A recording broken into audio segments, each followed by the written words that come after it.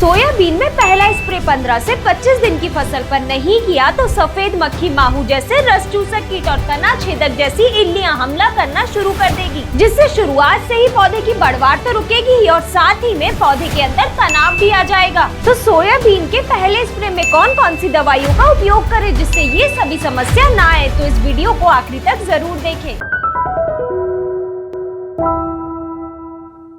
नमस्कार किसान भाइयों, स्वागत है आपका कात्यायनी ऑर्गेनिक्स के यूट्यूब चैनल में। तो चलिए बिना देरी करे इस वीडियो को शुरू करते हैं। ज्यादातर सोयाबीन के किसान ये 15 से 25 दिन की फसल पर एक बड़ी गलती कर बैठते हैं। वह सोचते हैं कि अभी पौधा छोटा है, थोड़ा और बढ़ जाए फिर कोई दवा डालेंगे, और बाद में आगे चलकर जब तक दवा डालने का सोचते हैं तब तक पौधा पूरी तरह कमजोर हो जाता है और अपनी बढ़वार भी नहीं ले पाता। क्योंकि असल में सोयाबीन की यही 15 से 25 दिन की स्टेज सबसे ज्यादा महत्वपूर्ण होती है बढ़वार के लिए, और इसी स्टेज पर पौधे की जितनी ज्यादा शाखाएं बननी रहती हैं वह बन जाती हैं, और जितनी ज्यादा शाखाएं बनेंगी उतने ज्यादा फूल आएंगे, और जितने ज्यादा फूल उतनी ज्यादा फलियां। और किसान भाइयों, जब फलियां ज्यादा होंगी तो उत्पादन तो सीधे ज्यादा होगा ही। लेकिन किसान भाइयों, इस स्टेज पर दिक्कत की बात यह है कि रस चूसक कीट सबसे ज्यादा हमला करना शुरू कर देते हैं। और रस चूसक कीट में भी बात करें तो सबसे पहले ये सफेद मक्खी। ये सफेद मक्खी इतनी छोटी होती है कि ये सामान्य तौर पर आंखों से दिखाई नहीं देती, लेकिन जब आप पौधे की पत्तियों को पलट कर देखेंगे तो पत्तियों के नीचे तरफ बैठकर ये पत्तियों का रस चूसती रहती है, और यही रस चूसने की वजह से पौधे की पत्तियां धीरे धीरे कर पीली पड़ना शुरू हो जाती हैं और ऊपर की ओर मुड़ने लगती है। और ये सफेद मक्खी की सबसे खतरनाक बात तो ये है कि ये पौधे की पत्तियों का रस चूस कर नुकसान तो पहुंचाती ही है,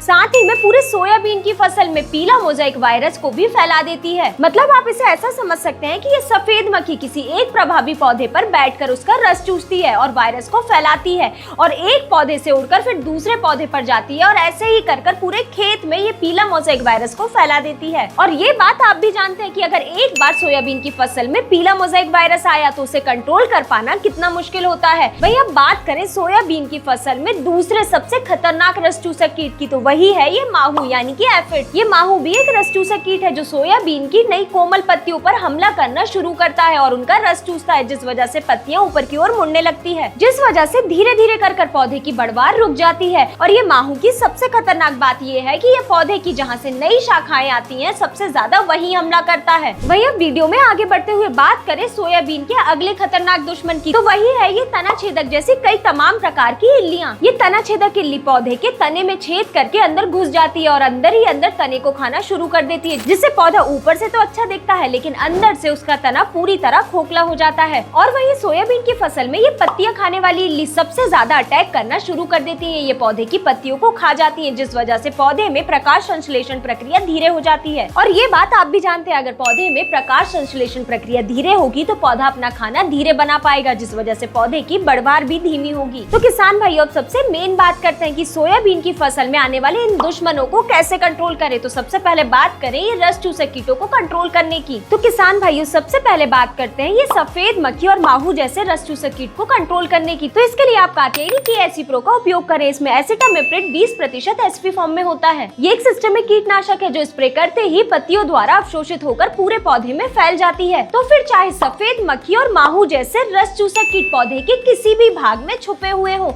ये उन तक आसानी से पहुंच जाती है और इन तमाम प्रकार के रस चूसक कीटों को प्रभावी तरीके से नियंत्रित करती है। और जब सफेद मक्खी जैसे रस चूसक कीट फसल में कंट्रोल हो जाते हैं तो पीला मोज़ेक वायरस अपने आप ही कंट्रोल हो जाता है। और वहीं केएसीप्रो के डोज की बात करें तो आप इसे 40 से 60 ग्राम प्रति एकड़ के हिसाब से उपयोग में लें। और वहीं हम बात करें तना छेदक और पत्ती खाने वाली जैसी तमाम प्रकार की इल्लियों को कंट्रोल करने की, तो इसके लिए आप कात्यायनी ईमा 5 का उपयोग करें। इसमें एमामेक्टिन बेंजोएट 5% एसजी फॉर्म में होता है। ईमा 5 स्प्रे करते ही पौधे के हर एक भाग में अच्छे से फैल जाती है, और फिर इल्लियां जैसे ही इस दवा के संपर्क में आती हैं, ये दवा अपना असर दिखाना शुरू कर देती है और इल्लियों की नसों पर सीधे असर डालती है, जिस वजह से इल्लियां थोड़ी ही देर में लकवाग्रस्त होकर मर जाती हैं। और इस कीटनाशक की सबसे अच्छी बात यह है कि अगर आप शुरुआत में ही पहले स्प्रे में इसका उपयोग करते हैं तो आगे फसल में आने वाली तमाम प्रकार की इल्लियों का खतरा भी कम होता है। वहीं इसके डोज की बात करें तो आप इसे 80 ग्राम प्रति एकड़ के हिसाब से उपयोग में लें। अब किसान भाइयों, एक और सबसे जरूरी चीज, ये बात आप भी जानते हैं कि जब फसल पर रस चूसक कीट और तमाम प्रकार की इल्लियों का हमला होता है तो पौधे में एकदम से तनाव आ जाता है, उसकी बढ़वार रुक जाती है और ना ही पौधा अपनी ग्रोथ दोबारा ले पाता है। तो इस समय पर हमें ऐसे टॉनिक का उपयोग करना है जो पौधे की दोबारा बढ़वार लाने में मदद करे, यानी कि पौधे पौधे को तनाव से निकाले। तो वही काम करता है ये टॉनिक भन्नाट। भन्नाट एक प्लांट बायोस्टिमुलेंट है जिसमें कुछ मात्रा में अमीनो एसिड भी पाया जाता है। ये सीधे सीधे पौधे की वृद्धि लाने में मदद करता है और साथ ही में पौधे में आए हुए तनाव को भी कम करता है, जिस वजह से पौधा अपनी दोबारा बढ़वार ले पाता है। और सबसे अच्छी बात ये सोयाबीन की फसल में ज्यादा से ज्यादा फुटाव लाने में मदद करता है। और ये बात आप भी जानते हैं, जितना ज्यादा फुटाव आएगा उतने ज्यादा फूल बनेंगे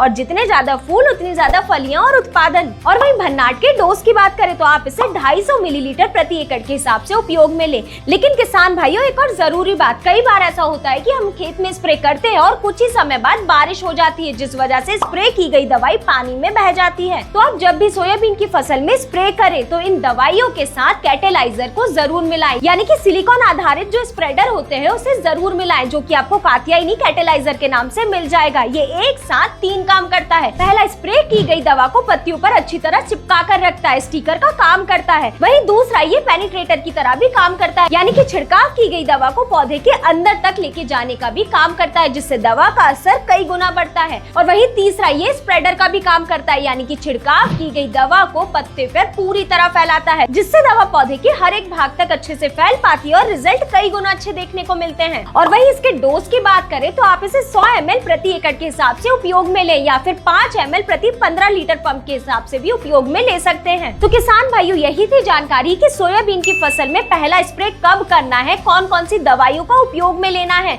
जिससे रस चूसक कीट और तमाम प्रकार की इल्लियों का हमला ना हो और पौधे की अच्छी बढ़वार हो। तो अगर आपको ये जानकारी पसंद आई हो तो इस वीडियो को लाइक करें और अपने अन्य किसान मित्रों के साथ इसे जरूर शेयर करें। धन्यवाद।